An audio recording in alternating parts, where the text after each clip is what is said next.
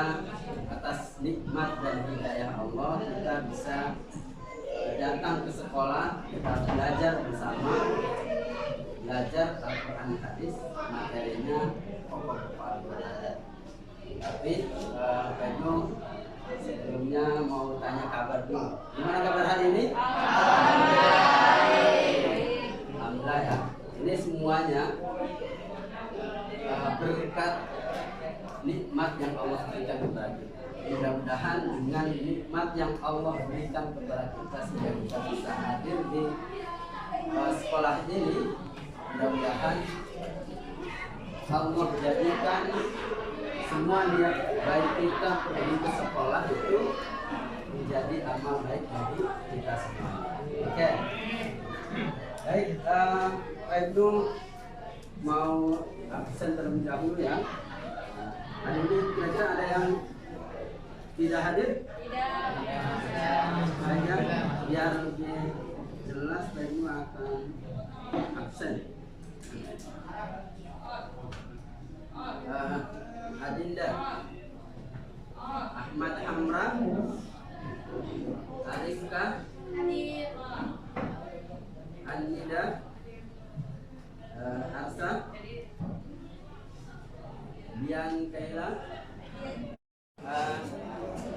Semua hari ini hadir semuanya dan terus semangat kita belajar untuk ilmu akan terus kita kembangkan dan terus kita pelihara.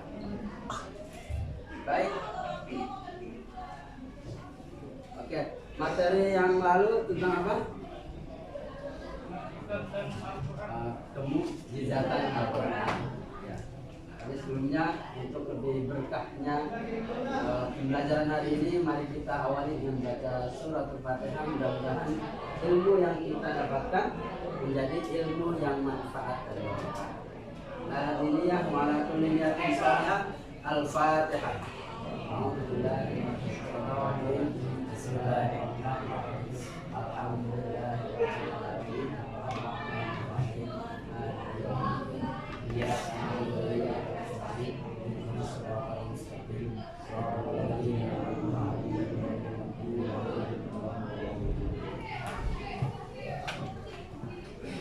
Oke, baik. Tadi Pak Ibnu sampaikan bahwa minggu lalu kita belajar tentang kemukjizatan Al-Quran. Kira-kira ada yang masih ingat mukjizat itu apa ya? Silakan. Ada yang masih ingat? Mungkin bisa tahu ya.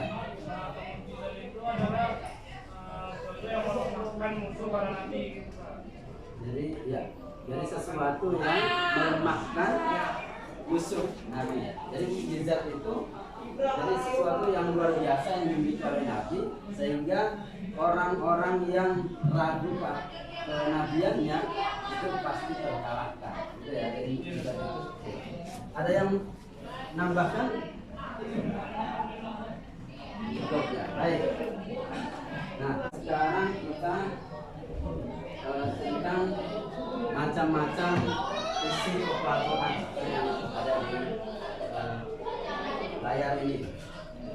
Nah, kita tahu bahwa Al-Quran itu punya berapa surat? 114. Ada berapa ayat? 6.236 ayat ya.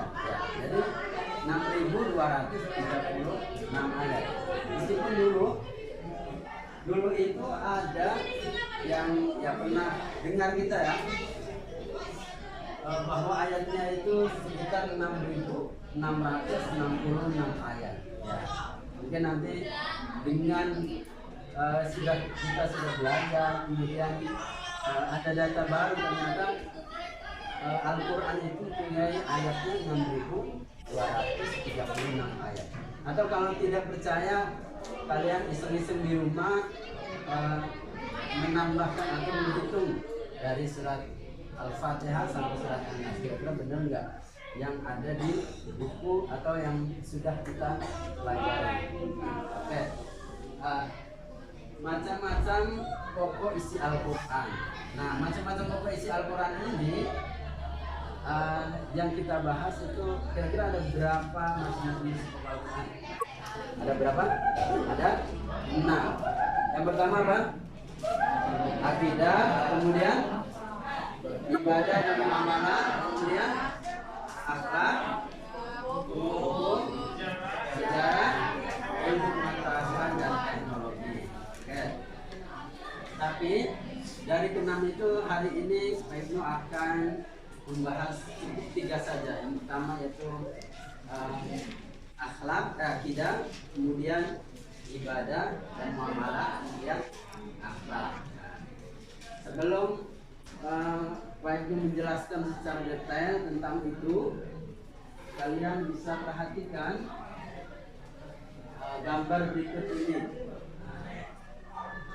Perhatikan, analisa apa yang kalian pahami dari gambar ini.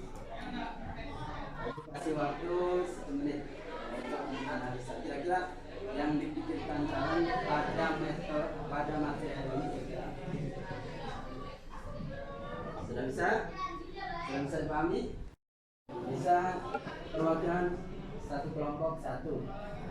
Kira-kira coba siapa duluan? Ya. Ya, mulai. Jadi kan apa kalau akidah itu kan bentuknya di akal. Nah, akidah dalam diri kita juga sebagai akar gitu kan. Terusnya ada ibadah. Setelah akar, hati akan nunggu batang. Dan setelah akidah kita juga harus ibadah juga kan gitu. Nah, ini ibadah sunnah itu dari batang kan, dari akar kita, dari batinnya kan panti-ganting. Jadi ibadah sunnah itu kayak buat penambah amal kita. Sedangkan akhlak adalah hasil buah hasil dari ini semua.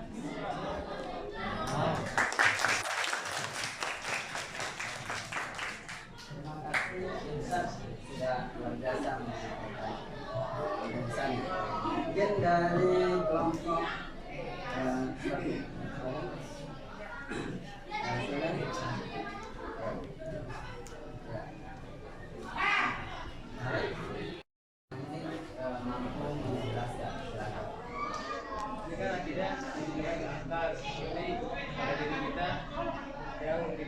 Akidah adalah kepercayaan.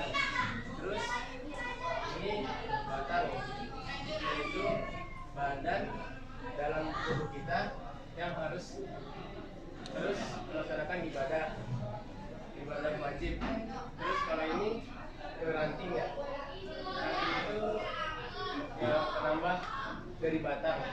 Seperti di dalam tubuh kita harus mengerjakan ibadah sunnah. Terus ini menunjukkan ke buah. Buah adalah hasil dari pohon tersebut seperti dalam diri kita, yaitu untuk melaksanakan akhlak-akhlak terpuji.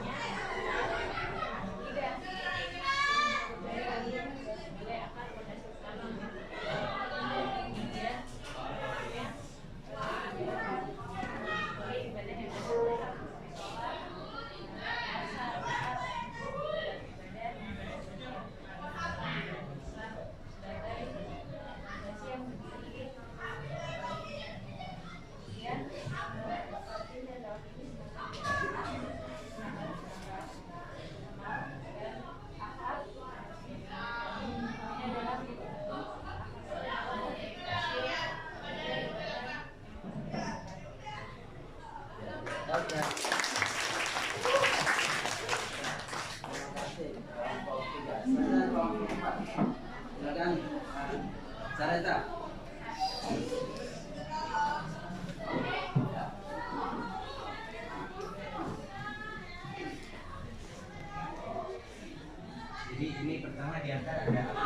Jadi sebelum kita mulai ini, jadi kita harus menanamkan kepercayaan dan atau keimanan yang kuat kepada Allah Subhanahu Wa Taala. Setelah kita mempunyai akidah yang bagus, maka kita harus mengiring dengan ibadah-ibadah asas atau ibadah-ibadah yang wajib, supaya kepercayaan kita itu benar-benar dilakukan kepada Allah. Kemudian agar menambah pahala kita seperti pohon ini menambah tinggi dan bagus, maka kita harus mengerjakan ibadah-ibadah sunnah. Nah, kemudian ada akhlak. Ketika kita sudah percaya kepada Allah kemudian melakukan ibadah yang wajib dan sunnah, maka akhlak itu akan muncul di dalam diri kita. Mungkin segitu.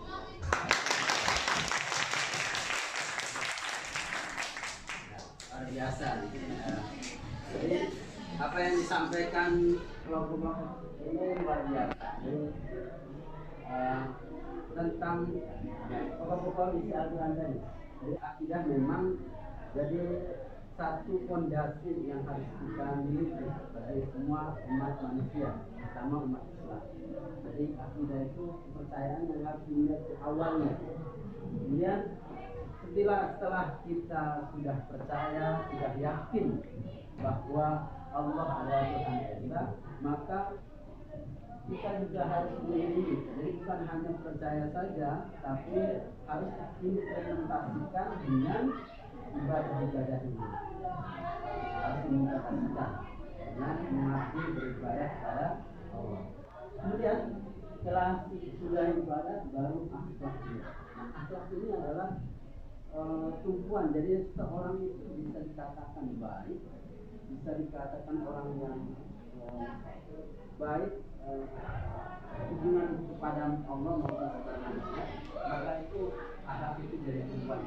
Kita selalu memandang seseorang, oh dia meskipun dia pikir kalau akhlaknya tidak baik, kadang disepelekan kan gitu ya, seringnya begitu dianggap. Maka itu akhlak itu semuanya akan jadi dari akidah ibadah itu muncul akhlak yang wajib kita miliki.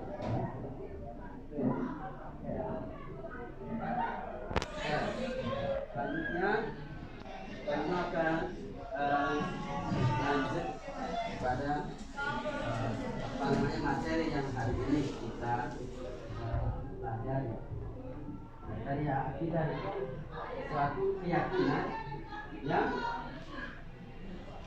ada pada jadi keyakinan soal jadi keyakinan seseorang terhadap Allah itu tidak boleh diembel-embeli atau dibarengi dengan makhluk lain. Nah, contoh saja kita ini bertauhid atau beribadah kepada Allah itu tidak akan diterima kalau masih mengharapkan makhluk lain atau penghargaan dari lain, dia atau ingin dipuji oleh orang lain. Makanya tauhid itu harus benar-benar murni. Tauhid itu harus benar-benar murni tanpa ada tekanan, sehingga tauhid ini menjadikan kita tentram. Nah, jadi dalam jiwa kita, jika kita berkeyakinan, kita bertauhid, maka yang timbul dalam diri kita adalah ketentraman dalam kita. Oke. Selanjutnya, nah ayat yang ada dalam kaitan dengan tauhid itu bisa Aminar Rasul atau juga yang biasa kita kenal atau yang biasa kita baca, yaitu tentang surat Al-Ikhlas. Jadi tauhid itu atau mengesahkan Allah itu ada dalam surat Al-Ikhlas itu menggambarkan tentang bahwa Allah itu adalah Tuhan satu-satunya yang tidak ada padanya, dan Allah juga adalah Tuhan yang bergantung, yang tempat bergantung kepada makhluknya. Jadi kalau makhluk masih bergantung kepada makhluk lain, maka itu sudah namanya musyrik. Sedangkan Allah tidak mau disamakan dengan makhluk lain. Apa? Mukhalafatul awal. Oke. Sampai tadi kira-kira ada yang ditanyakan kaitan dengan akidah. Bisa dipahami? Oke. Selanjutnya tentang ibadah. Nah, ibadah ini bisa juga sebagai hubungan kita dengan Allah. Hubungan kita dengan. Jadi kalau dalam hadis itu diterangkan bahwa antak Allah akan ada karahu dan satu karahu dengan. Jadi engkau menyembah Allah seperti engkau berhadapan atau ya melihat Allah. Sebab meskipun engkau tidak melihat Allah, pasti Allah akan. Jadi beribadah itu seolah-olah kita itu sedang diperhatikan. Kalau tidak bisa menghadirkan Allah dalam diri kita, seolah-olah kita itu sedang diperhatikan Allah. Contoh saja, kita kan kalau di kelas, contoh saja, kalau tidak ada guru, belajar sendiri kira-kira bisa dilakukan apa enggak? Ya, ada yang bisa. Maka itu, nah ini sama juga. Jadi kita itu merasa diperhatikan. Jadi kalau belajar merasa diperhatikan sama gurunya. Nah itu sama saja ketika beribadah kepada Allah. Jadi kita itu meskipun kita tidak bisa menghadirkan Allah dalam ini, jadi seolah kita itu sedang diperhatikan. Memang Allah sedang diperhatikan. Maka itu tidak boleh canda, tidak boleh gak main-main gitu. Bisa dipahami kaitan ini. Kemudian muamalah itu yang hubungan kita dengan manusia atau manusia. Contoh jual beli, contoh apa namanya ya bisa utang dan seterusnya. Banyak sekali ibadah muamalah kaitan dengan manusia dengan manusia. Contoh saja belajar ini juga salah satu ibadah. Kita niatkan ibadah karena itu kan hal yang baik. Tidak tidak menyalahi aturan. Oke. Itu kalau seandainya ada seseorang yang kerjaannya hanya sholat saja atau ngaji saja, tapi pengen pinter, kira-kira bisa nggak? Jadi harus seimbang. Kalau kita pengen pinter ya kita juga di samping kita harus sholat, harus berdoa, harus ngaji, juga harus belajar. Ada usaha realnya. Nah itu yang kita itu harus seimbang antara ibadah dan muamalah itu harus seimbang. Jadi kita tidak hanya ibadah saja, harus bermuamalah, harus ada ikhtiar. Ya. Yang terakhir adalah akhlak. Kira-kira ada yang tahu tentang akhlak? Apa itu akhlak? Akhlak apa?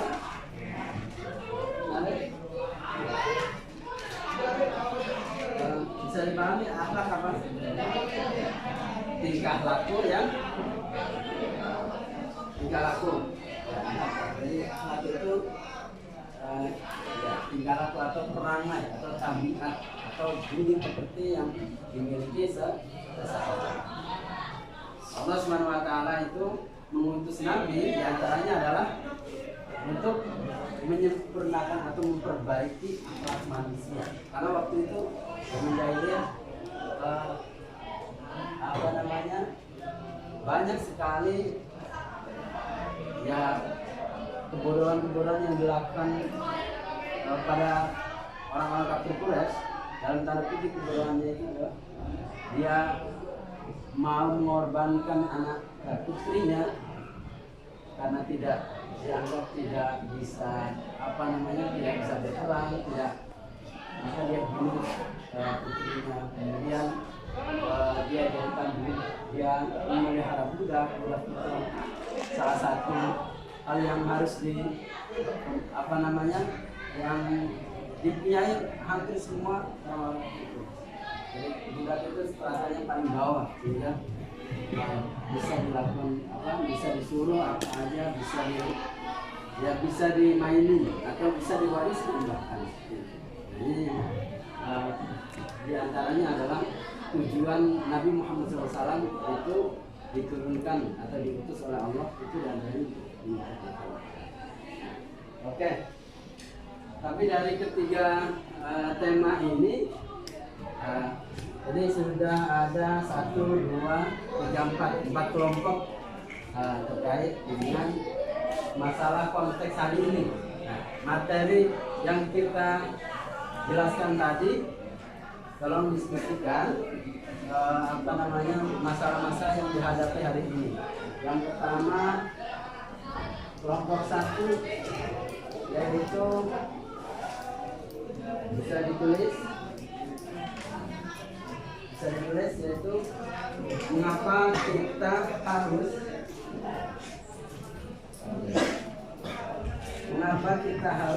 berkeyakinan bahwa Tuhan itu esa.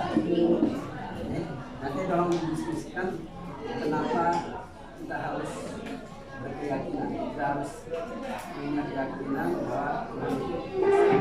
Ini nanti tolong didiskusikan kelompoknya, kemudian nanti akan didiskusikan. Yang kedua ini bagaimana tanggapan kalian jika ada seseorang yang dianggap baik tetapi tidak pernah sholat. Nah, ini nanti didiskusikan kelompoknya, kemudian nanti hasilnya disampaikan ya. Kemudian yang ketiga, kelompok 3 itu bagaimana tanggapan kalian jika seseorang hanya sholat saja tanpa berusaha untuk mencari rezeki yang baik. Oke. Dan yang keempat adalah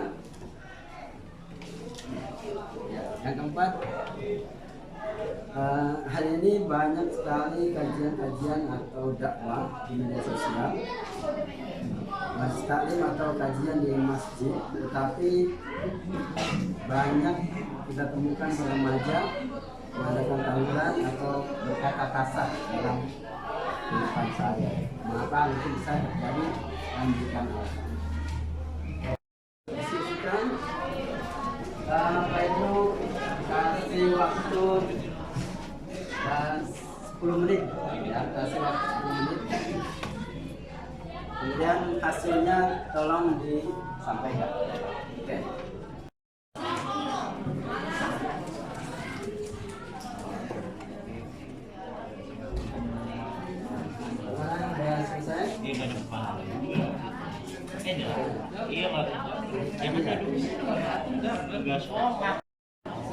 Sudah selesai. Jadi tinggal sampaikan ya, akan disampaikan sesuai urutan atau sesuai yang biasa. Selesai.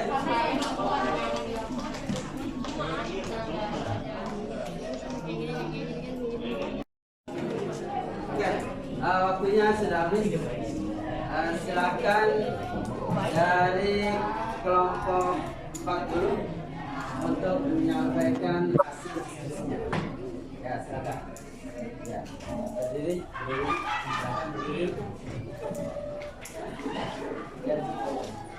Berdasarkan hasil diskusi kelompok kami, banyak sekali yang ditemukan dalam remaja tawuran atau berkata kasar dalam kehidupan sehari-hari. Mengapa hal itu bisa terjadi? Yang pertama, adanya pengaruh lingkungan. Lingkungan menjadi faktor penyebab remaja mudah berkata kasar, khususnya lingkungan yang ditemui sehari-hari. Salah satunya pertemanan di sekolah. Dengan teman, remaja berkata kasar karena ingin dianggap gaul dan tak mau dianggap kupu. Sama halnya dengan melakukan tawuran. Remaja yang tak mau ikut tawuran biasanya dipandang rendah atau remeh oleh temannya. Dari situlah mulai timbul perasaan gengsi jika tidak ikut melakukan hal-hal tersebut.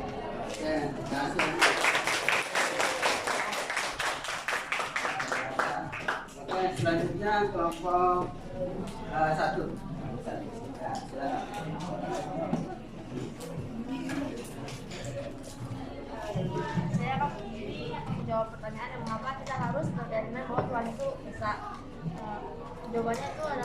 kita adalah salah satu makhluk ciptaannya, ciptaan Allah Subhanahu wa taala. Dan selain itu Allah juga bersifat wahdaniyah yang artinya Maha Esa. Jadi kita harus meyakinkan bahwa Allah itu memang Maha Esa. Terus kalau dan artinya Maha Esa itu berarti satu. Berarti kita kalau ada Tuhan lebih dari satu, maka Tuhan-Tuhan lain itu akan ikut andil dalam pembuatan alam dan pasti akan ada perebutan kekuasaan. Jadi kita harus yakin bahwa Tuhan itu Esa dan satu. Ya, terima kasih.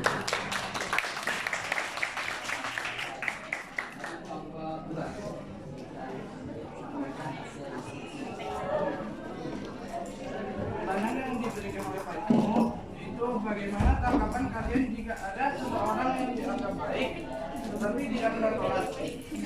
Jawaban dari kelompok kami, menurut kelompok kami orang itu tidak baik karena apapun yang dia lakukan itu percuma jika tidak diiringi dengan ibadah.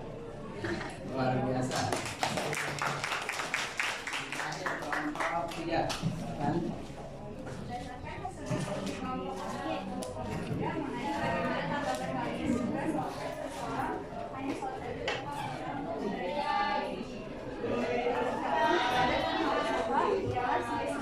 Namun usaha tanpa ibadah tidak akan kita mengikuti ibadah yang seperti yang bahwa ibadah yang usaha itu harus seimbang agar mencapai ibadah yang kita inginkan. Usaha juga merupakan ibadah yang dilakukan manusia. Tapi dalam firman Allah Subhanahu wa taala dalam Quran surat Al-Qasas ayat 3 dijelaskan bahwa tidak boleh melupakan usaha maupun berdoa ataupun beribadah untuk kemudian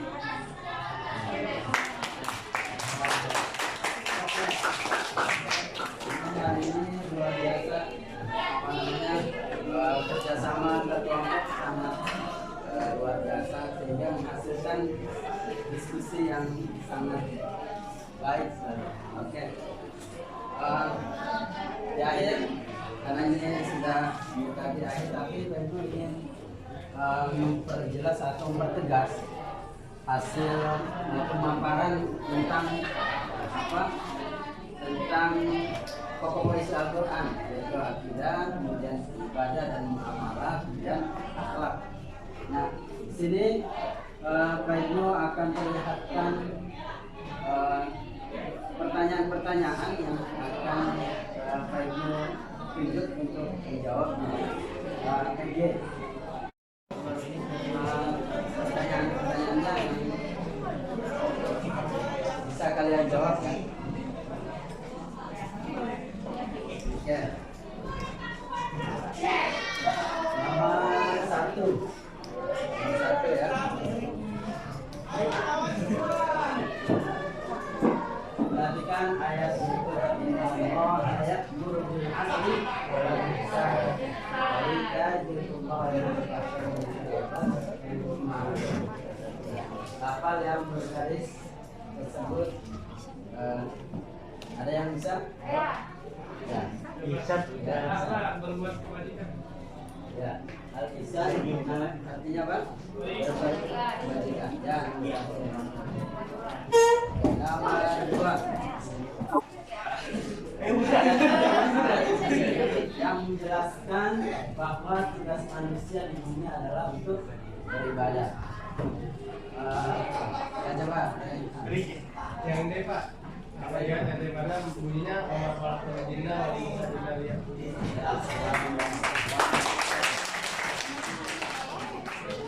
Nomor 3. Pokok-pokok ajaran akidah dalam surat Al-Ikhlas adalah sebagai berikut. Ya, bahwa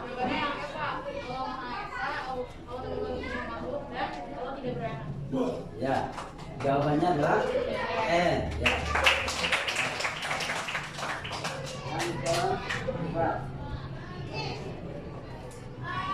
Perhatikan hadis, perhatikan ayat berikut. Wa ma khalaqtul jinna wal insa illa liya'budun.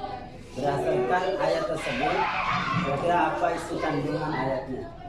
Allah menciptakan jin dan manusia semata-mata untuk Ya, Allah menciptakan jin dan manusia semata-mata untuk beribadah. Yang terakhir, perhatikan hadis berikut ini. Innama bu'istu liutammima makarimal akhlak. Dalam hadis tersebut ada kaitan dengan maksud dari utusnya Nabi Muhammad SAW. Itu menerangkan tentang apa? Ya, memperbaiki akhlak. Ya,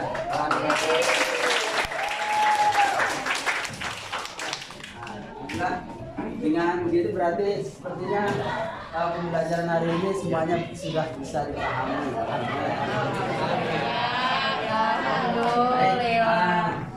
Sedikit memperjelas jadi bahwa tadi pokok-pokok Al-Quran yang 3 yaitu tentang akidah, kemudian ibadah dan amalan dan akhlak. Akidah itu adalah sesuatu keyakinan yang dimiliki seseorang tanpa ada keraguan dalam dirinya. Jadi ketika dia sudah meyakini sesuatu atau meyakini Allah sebagai Tuhan kita, maka tidak boleh dalam diri kita ada keraguan. Ya. Yang kedua kaitan dengan ibadah. Ibadah itu adalah hubungan kita dengan Allah SWT. Jadi kita ini diciptakan oleh Allah, diantaranya tadi wallahu khalaqal jinna wal insa illa liya'budun. Jadi kita itu diciptakan oleh Allah semata-mata hanya untuk beribadah kepada Allah. Maka itu kalau seandainya kita umat Islam tidak beribadah kepada Allah, maka dia tidak akan sempurna, bahkan akan disiksa oleh Allah SWT. Kemudian yang selanjutnya itu muamalah. Muamalah itu hubungan kita dengan manusia. Jadi kita itu sebagai makhluk sosial tidak boleh hidup memikirkan diri sendiri, tidak boleh egois atau bahkan mencari musuh gitu. Dan kita itu hidup tidak akan bisa sempurna kalau seandainya tidak ada hubungan baik sama manusia. Dan terakhir adalah akhlak. Jadi akhlak itu tumpuan kita. Jadi kalau kita sudah berkeyakinan dan sudah meyakini bahwa Tuhan itu satu, kemudian kita sudah beribadah, sudah menjalin hubungan dengan manusia dengan baik, maka pasti akhlak itu akan timbul dengan baik. Jadi kalau kita itu apa yang disampaikan dulu tadi anak semuanya, jadi akhlak itu bisa dibentuk kalau seandainya lingkungan juga baik. Jadi kalau kalian ingin akhlaknya juga baik, jadi maka cari teman yang mempunyai akhlak juga yang baik. Jadi kalau ada pepatah mengatakan kalau seandainya dia selalu bertemu dengan tukang minyak, maka pasti dia mendapatkan wanginya, gitu ya. Jadi kalau seandainya pikiran kumpulnya dengan orang yang atau dekat dengan tukang las gitu, maka pasti baunya yang akan memperhatikan kita semuanya. Jadi kita bisa membentuk akhlak kita dengan lingkungan yang baik, keluarga maupun teman sesama. Ya, mungkin itu yang bisa disampaikan. Minggu depan kita akan melanjutkan pembelajarannya masih dengan pokok-pokok isi Al-Quran, tapi dengan 3 pokok yang lain, yaitu ada hukum, kemudian ada sejarah dan ilmu pengetahuan. Itu yang nanti akan kalau kita lanjutkan di video yang akan datang. Terima kasih semuanya. Kira-kira hari ini pembelajarannya bagaimana?